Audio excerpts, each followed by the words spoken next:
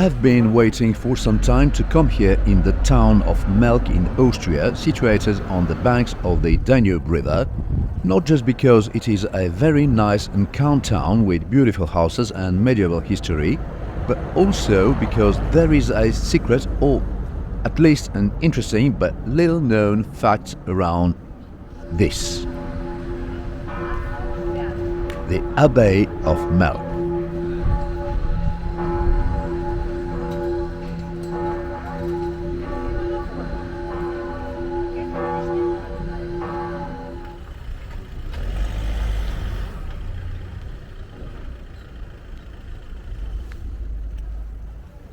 But before to reach the monastery, I took a stroll in the center of the town, where you can find several cozy cafes, restaurants and hotels.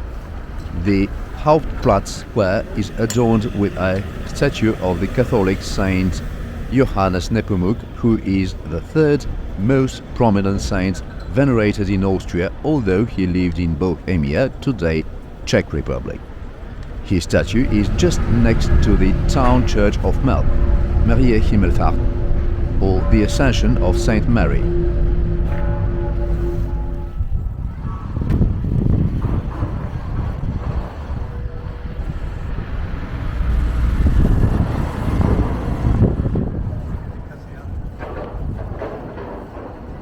Built around 1400s and expanded in the 15th century. Then, in 1715, the church was reconstructed in a Baroque style. In 1771, it received its rococo altars with paintings by Kremser Schmidt, and the interior was decorated in neo-Gothic style around 1900. Let's take a glimpse inside.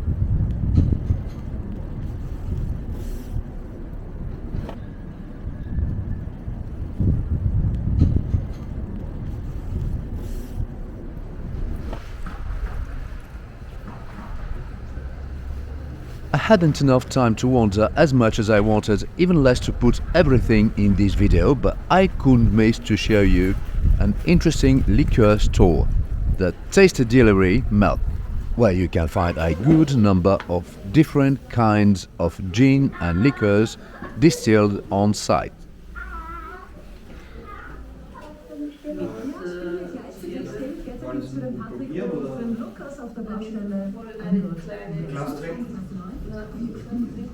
I was impressed by this kind of a steampunk apparatus which actually works and is used to produce the proposed spirits.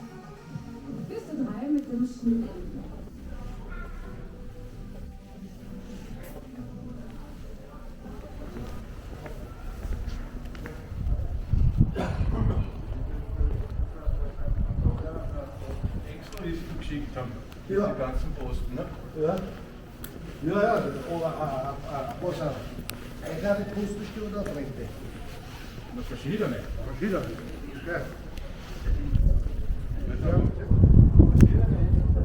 Ja.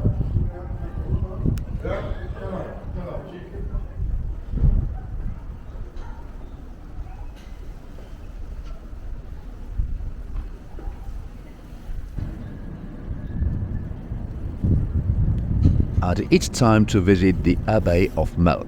Benedictine monks have lived and worked here in an uninterrupted tradition since 1089.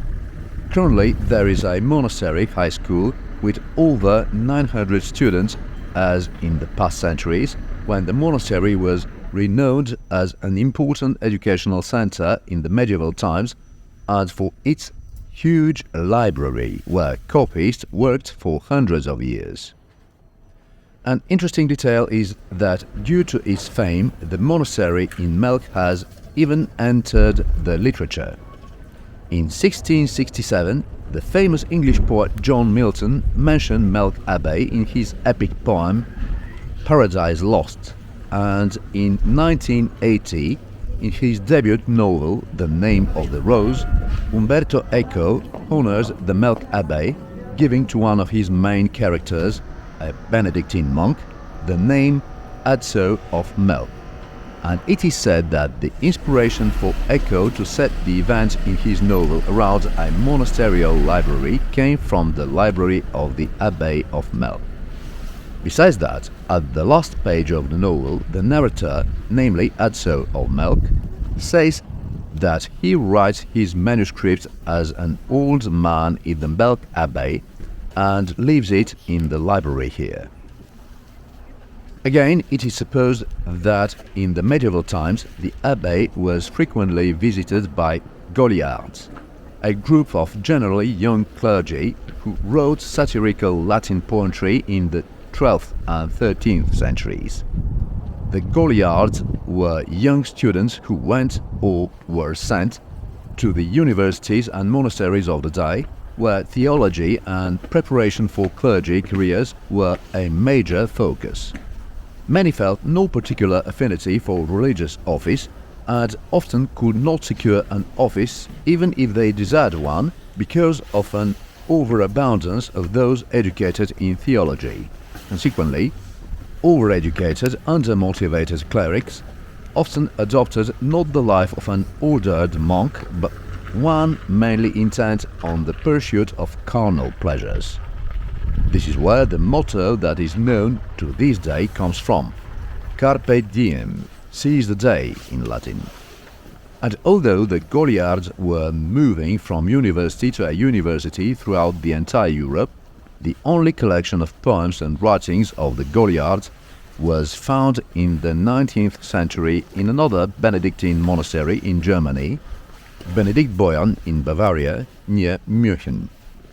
No one knows for sure, but there are assumptions that some of these poems could be written here in Melk.